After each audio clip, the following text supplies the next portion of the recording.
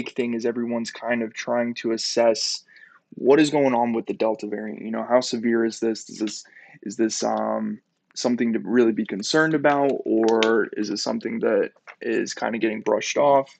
You know, we have a lot of government benefits for unemployment, a lot of subsidies that are expiring. So all these things kind of happening at once. The entire market's trying to digest it. But let's go and let's dive in here. So obviously, as I talked about, right now, not a time to be aggressive. Right, we're kind of trapped below. As I talked about, I've been saying, in the idea flow that we need to reclaim the 20-day for upside. Looking at the S&P 500 chart. Because obviously just looking at this consolidation here, and if you look at the overall trend, when we're trading above the 20, we're in a healthy uptrend. And when we are stuck below the 20, we still have room down to the 50, right? So we're kind of pinballing here. And until the bulls put in enough juice to push SPY and the overall market back up to new highs, we're going to be trading in this range. This isn't a bullish range. This isn't a bearish range. This is just a wait and see kind of cat and mouse type deal right at the moment. Now, with that being said, we did recently just incur that cross below the 20-day where we had some very nice short opportunities. And I want to dive through that with charts plus flow. And I want to kick it off with Tesla. Very, very obviously a nasty wick down to the 20, quickly defended it and catapulted back up. But it was before that, right? So any of you traders newer to TitanFlow, if you go back through the most recent 4 videos uploaded to the YouTube, I talk about with TitanFlow, we're trying to catch the beginning or the beginning of the middle of a trend based on institutional insight rather than the end of a trend, right? We don't want to be the last people in. We're not trying to short it down here. We're trying to short it here. Okay, and we're trying to gain a sort of game plan and some insight into what are the institutions doing with Tesla. And so now let me shift over to TitanFlow, and I am going back to September 10th.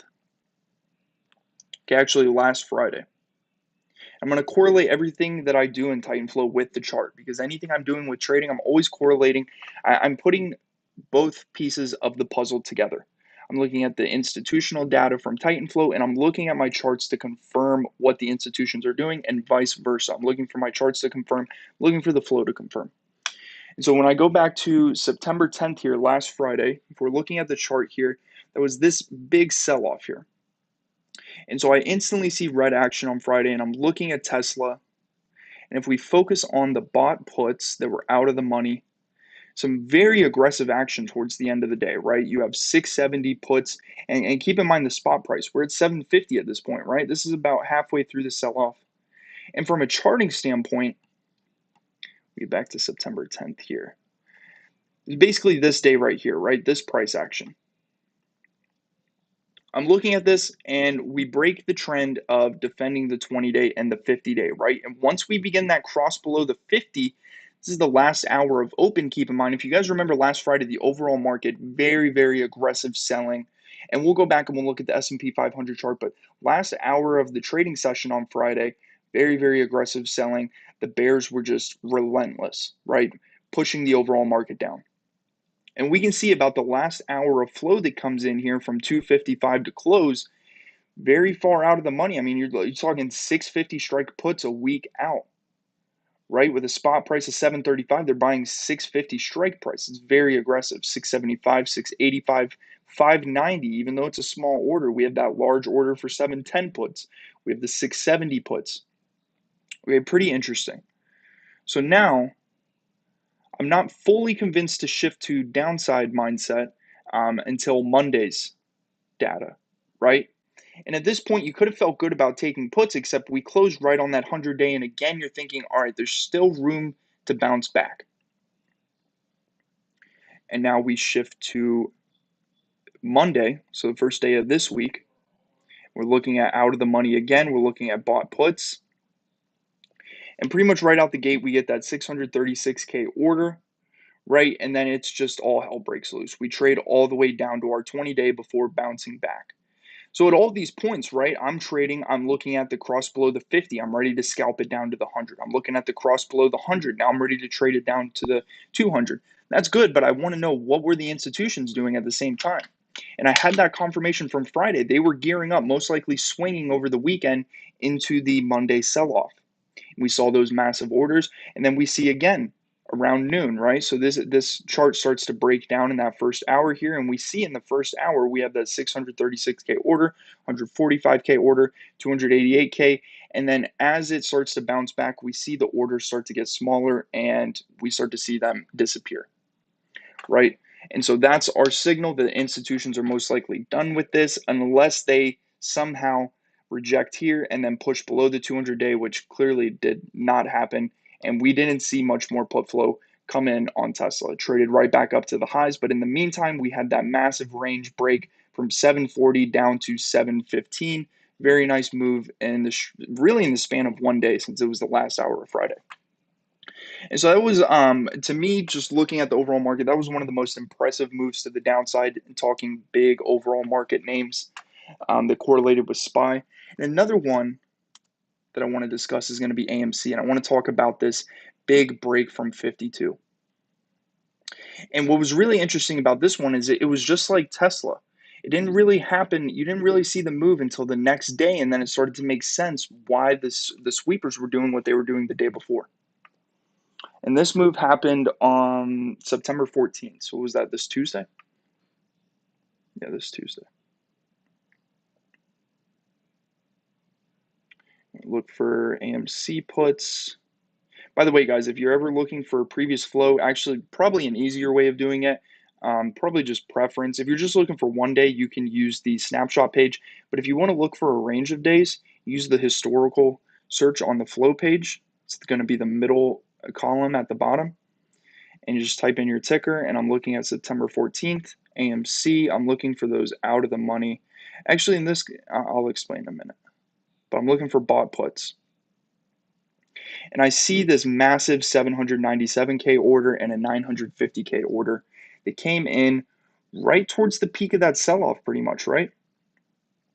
So when I go back to my chart from September 14th, similar trend to Tesla, right? But in this scenario, we actually traded up close to our top here. And now something to keep in mind with AMC, that if any of you guys have been using TitanFlow since, a couple months back when AMC was going crazy, it still goes crazy every now and then, but not the way it did before, right? When it went up 100% in a day and then just absolutely crashed.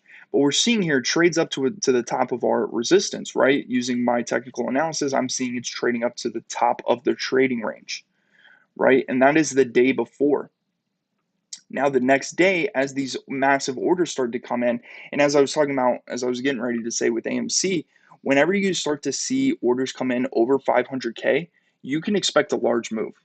Okay, because there's an institution that knows something that is feeling very confident in whichever way they are trading. In this case, we have a 950K order and a 797K order around 11 o'clock. So let's see what happens on that 11 o'clock candle. Well, we keep rejecting our 20-day, and inevitably around 1 o'clock, we cross below the 50, and pretty much the bulls give up after that. It's just a straight move from 49.5 to 47, and from the peak of the move, 51 to 47, huge move on AMC. So I definitely wanted to highlight that, and I want you guys to keep that on your radar.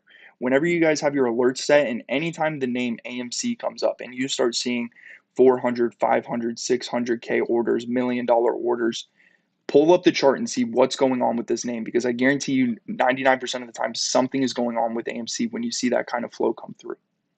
Now, obviously, there was another scenario where we had a cross below the 50 and traded all the way by the next trading day down to the 200 for a total move from about 51 down to 44. Very nice move. Very, very highly profitable move. Again, we're looking at the daily chart. We come all the way down to our resistance point. So at that point, we can feel pretty comfortable about selling since we trade all the way down to our area of support. Now, those were just two scenarios I wanted to highlight. There was a lot of nice opportunities, but I thought it was worth going over those two in particular. And again, it's just about trading the market, right? So I'm always looking at my technical analysis, and as I'm seeing the market shift bearish, crossing below the 20, now I'm hunting, right? I'm on the hunt. My mindset is bearish now. And now it's just a matter of finding stocks with relative weakness. And in this case, this week and last Friday, it was Tesla and AMC. All right, guys, that's my overall spiel. At this point, any questions at all? Or, I have the app pulled up here. So if there's anything you're confused about with the app, I can actually live demo it for you guys.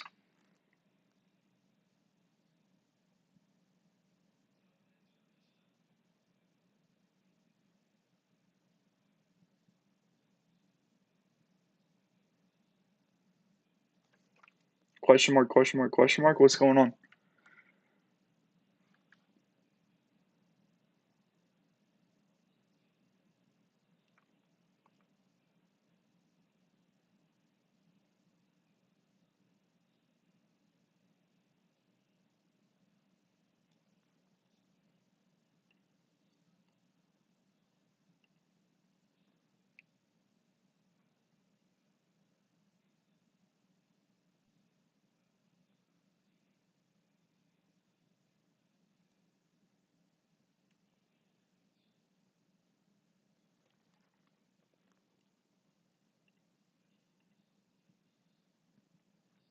Hello? Any questions, guys? Anything you want me to go back over?